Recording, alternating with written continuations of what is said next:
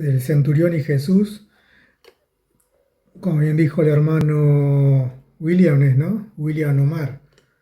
Eh, es que dijo en Filipenses, y muy bien dicho, porque acá el centurión estuvo tan pero tan humilde, teniendo en cuenta la posición que tenía dentro del ejército romano. Digamos, el centurión era eh, tenía una posición muy, pero muy elevada. Y yo creo que podemos ver que lo que es su humildad lo podemos ver y recalcar en Filipenses eh, de una manera que lo podemos repasar. Por ejemplo, miren, hay un himno, no sé si ustedes saben, pero hay un himno a Jesucristo, un himno a Dios. Como los países tienen un himno, bueno, Jesús tiene un himno también. Y este himno está en Filipenses capítulo 2 versículo 5 hasta el 11. Y se lo voy a leer porque es un himno no solamente a Jesús, sino que es un himno de humildad. ¿Sí? Es un himno de humildad. Miren, dice, haya pues en vosotros este sentir que hubo también en Cristo Jesús. Cuando dice en vosotros este sentir, ese mismo sentir que dice Pablo a los filipenses lo tuvo el centurión, por ejemplo. ¿No? Más allá de lo que él era, el centurión, se humilló y tuvo esa actitud delante de Cristo, una actitud de humildad. Y miren lo que dice el himno a Jesús y el himno de humildad, ¿no? Dice, haya pues en vosotros este sentir que hubo también en Cristo Jesús. Dos puntos. Versículo 6. Él, siendo en forma de Dios, no estimó al ser igual a Dios, como cosa a que aferrarse. Versículo 7. Sino que se despojó a sí mismo, tomó la forma de siervo y se hizo semejante a quién? A los hombres, al igual que nosotros. Más aún, hallándose en la condición de hombre, se humilló a sí mismo, haciéndose obediente hasta la muerte y muerte de cruz. ¿Qué es lo que hizo el centurión? Hizo lo mismo. Más allá de su posición en el ejército romano, ¿qué es lo que hizo? Se humilló delante de Jesucristo. Y este himno a Jesús, o este himno también de humildad, lo hizo el centurión. Tuvo el mismo sentir que tuvo Cristo Jesús. Y sigue diciendo, y por eso Dios también lo exaltó sobre todas las cosas y le dio un nombre que es sobre todo nombre. Versículo 10, para que en el nombre de Jesús se doble toda rodilla de lo que están en los cielos, en la tierra y debajo de la tierra. Y toda lengua confiesa que Jesucristo es el Señor para la gloria de Dios. Y si vamos un poco atrás, en el mismo capítulo, Filipenses 2, veamos que dice en el versículo 3, nada hagáis por rivalidad o por vanidad. Antes bien, ¿con qué? Humildad. Si estamos hablando de humildad, bueno, Filipenses es una carta bárbara para leer, estudiar, memorizarla, porque Dios da un gran ejemplo de lo que es la humildad. Y le está hablando a los filipenses, que justamente era una iglesia bien, ¿cómo te puedo decir? Una iglesia bien formada, ¿no? Si vamos al contexto, la iglesia de Filipenses era una iglesia que no tenía ningún tipo de problemas, al contrario, era muy humilde y muy servicial. Por eso dice, nada hagáis por rivalidad o por vanidad, antes bien, con humildad, estimando cada uno a los demás como que superiores a quién, a uno mismo. Y dice, no busquéis vuestro propio provecho, sino el de quién, el de los demás. Entonces, podemos ver que el centurión, ¿qué es lo que hizo?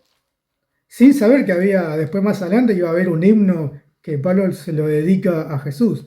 Pero si leemos el himno a Jesús, a la humildad, el siervo lo cumplió tal cual. Y después, es más, un dato más. Fíjense que el siervo, el centurión, le dice Señor y se humilló delante de él, ¿no? Y Jesús de sobremanera se sorprendió para bien por la fe que tenía en él. Y fíjense que en el capítulo 6, versículo 46, que habla de los dos cimientos, dice, ¿por qué me llamáis Señor, Señor, y no hacéis lo que yo digo? Esto a los fariseos. Todo aquel que viene a mí y oye mis palabras y las obedece, os indicaré a quién es semejante. Y da la parábola de los cimientos. Pero yo me quiero quedar con el versículo 47 y 46. El centurión le dijo, Señor, sí. Y dice Jesús, todo aquel que viene a mí. El centurión fue al Señor, sí. Y oye mis palabras. ¿Oyó las palabras del Señor en algún momento? Seguramente que sí, porque lo conocía y tenía fe en él.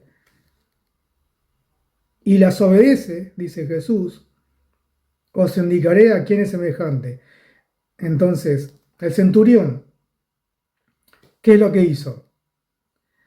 Fue al Señor, oyó su palabra y la obedeció. Por tanto, ¿qué es lo que sucedió?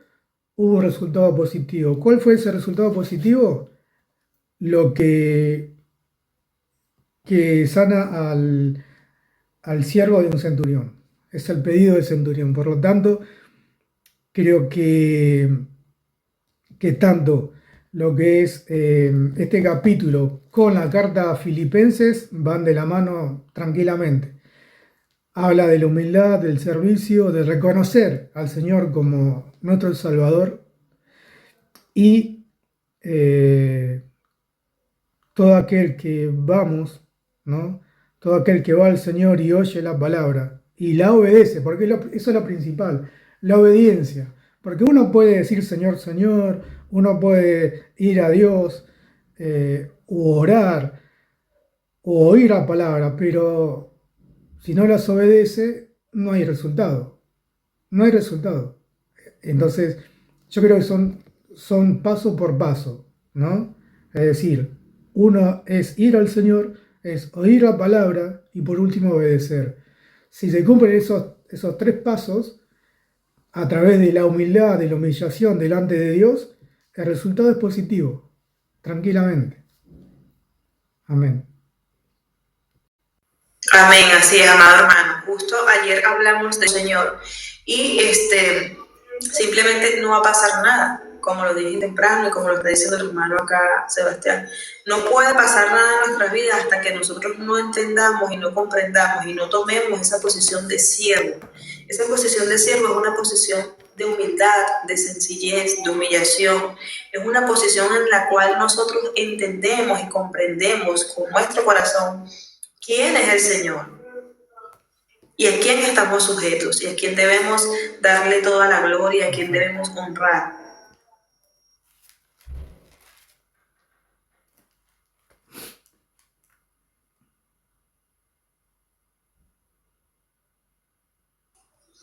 Amén. Entonces, eso es importante y es fundamental. Tú me amas, Pedro. Esto es importante. Amén. Esto es importante. ¿Vas a decir algo, hermano? Sí, que les puedo dar un ejemplo más, también que está en la carta de Filipenses, lo pueden leer ahí en el capítulo 3, donde Pablo nos da un ejemplo de humildad tremendo, tremendo, y yo creo que mucho más que el centurión. Y se lo voy a leer. Miren lo que dice Filipenses 3, pero voy a empezar desde el 4. Dice, aunque yo tengo también de qué confiar en la carne, ¿qué confiar en la carne? Dice Pablo, yo más. Es decir, cuando dice la palabra, cuando se dice confiar en la carne, es decir, ser alguien importante, sentirse alguien importante y esas cosas. Pero Pablo, ¿qué es lo que dice? Fíjense todo lo que Pablo era en ese momento antes de conocer al Señor, ¿no? Era tremendamente con un puesto y un estatus social enorme.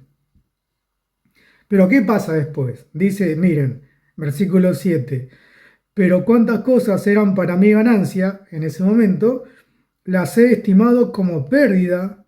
¿Por qué? Por amor de Cristo. Y ciertamente aún estimo todas las cosas como pérdida por la excelencia del conocimiento de Cristo Jesús, mi Señor.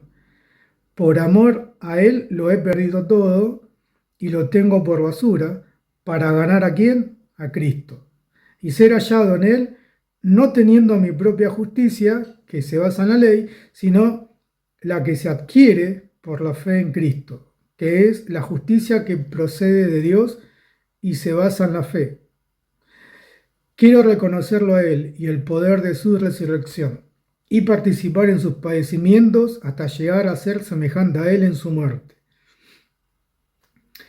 Y dice, si es que en alguna manera logro llegar a la resurrección de los muertos, no que lo haya alcanzado ya, ni que, mira lo que dice, ni que ya sea perfecto. Imagínate, era un apóstol del Señor. Para nosotros es perfecto, pero él dice no, ni que ya sea perfecto, sino que prosigo por ver si logro asir aquello para lo cual fui también asido por Cristo Jesús. Y termino diciendo, hermanos, yo mismo no pretendo haberlo ya alcanzado, pero una cosa hago, olvidando ciertamente lo que queda atrás y extendiéndome a lo que está delante. Prosigo a la meta, al premio del supremo llamamiento de Dios. Entonces, fíjense cómo Pablo se despoja de todo lo que él era anteriormente como un ciudadano del pueblo, como era un fariseo, tenía un alto rango, irreprochable ante la ley de Moisés, y, y así todo se humilló delante del Señor, y todo eso que él cuenta lo tiró a la basura, lo cuenta como pérdida, porque la única ganancia verdadera de un cristiano es el amor de Cristo. Aleluya, amén, así es. Esa es nuestra verdadera ganancia. Incluso se me viene algo que también creo que él decía, que era, para mí, vivir es Cristo y morir es ganancia. Exacto.